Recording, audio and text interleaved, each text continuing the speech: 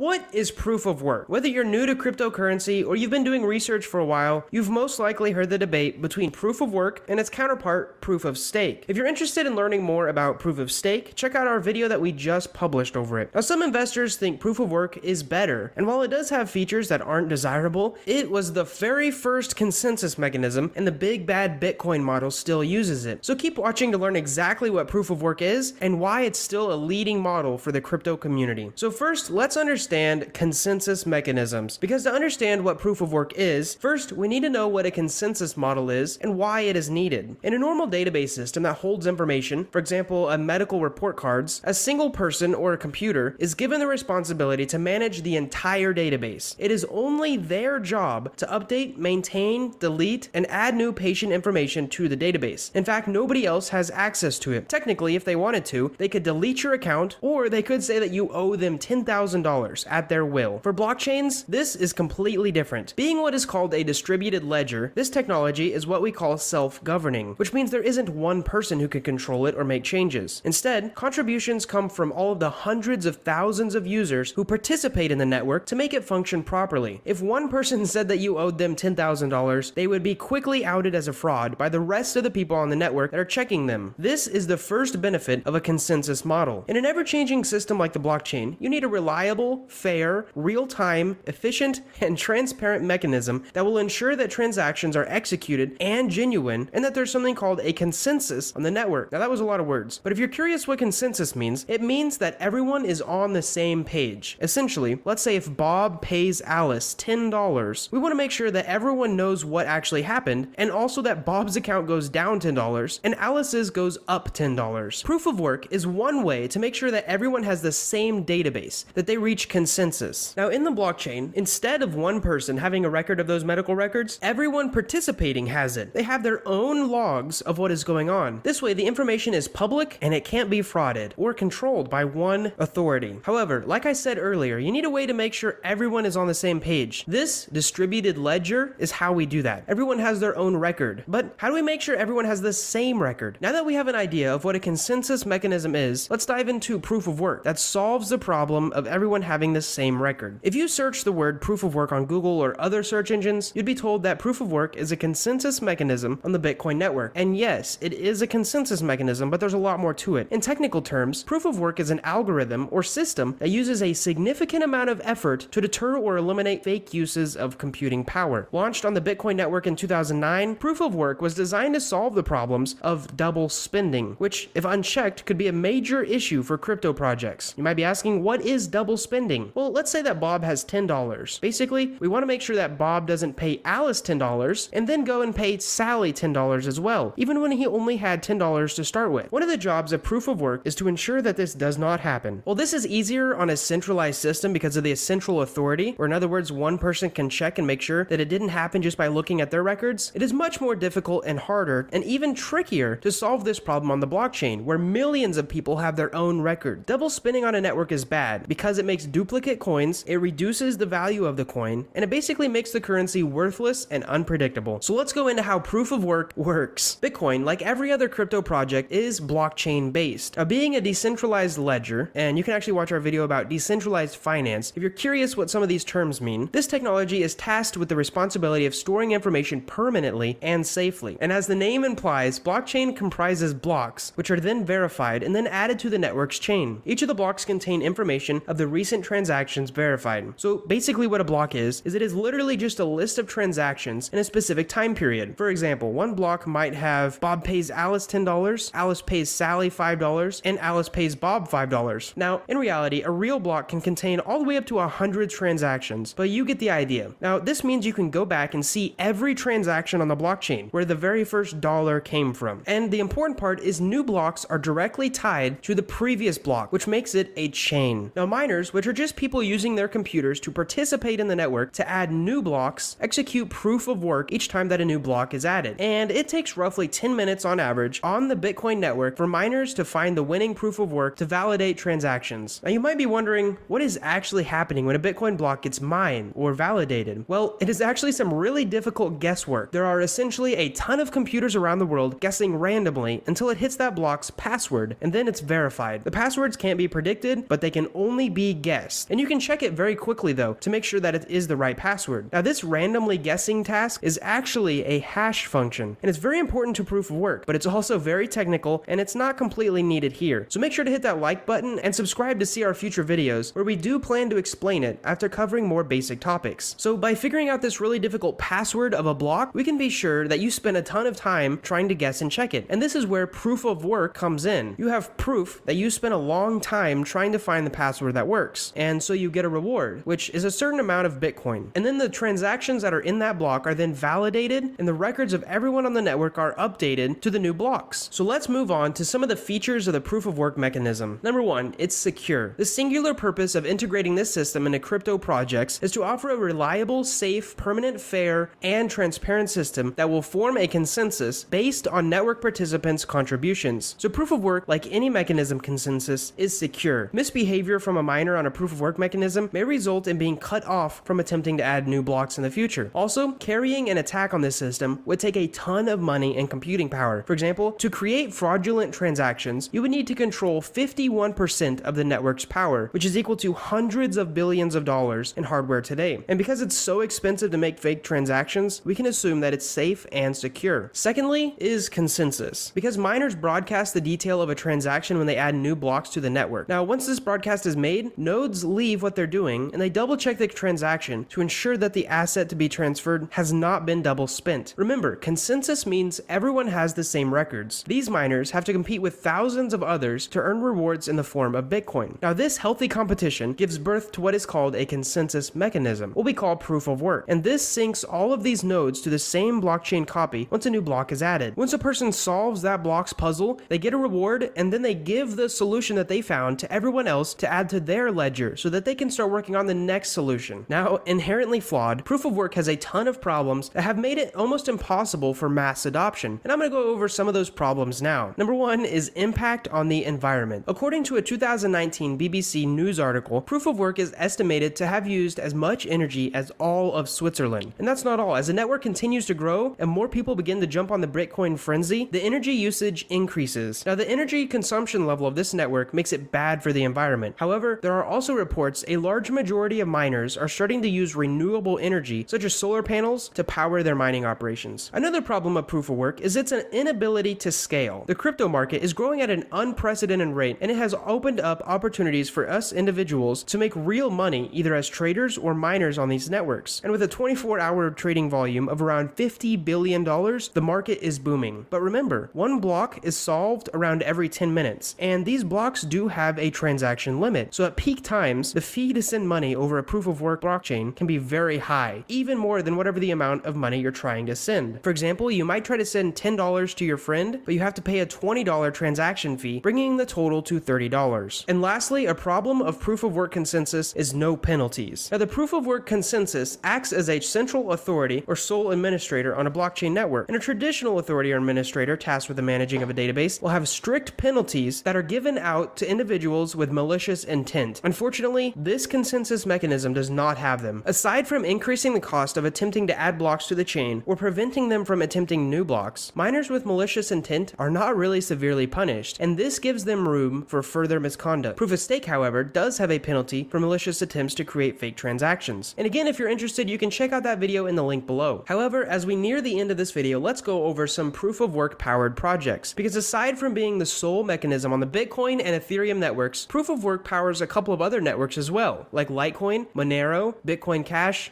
Dcash, and Zcash. And many cryptocurrencies use proof of work because it does solve the consensus and double spending problem. So in conclusion, consensus mechanisms have proven to be quite helpful whenever it comes to maintaining the peace of crypto networks and eliminating double spending, which are huge problems. So in conclusion, proof of work has many benefits and many drawbacks, but it's working great right now. I hope you guys enjoyed this video, and if you did, click the like button and leave a comment of any question that you might have or future video ideas for us to create in the future. Thanks for watching this video, and we hope to see you in the next one.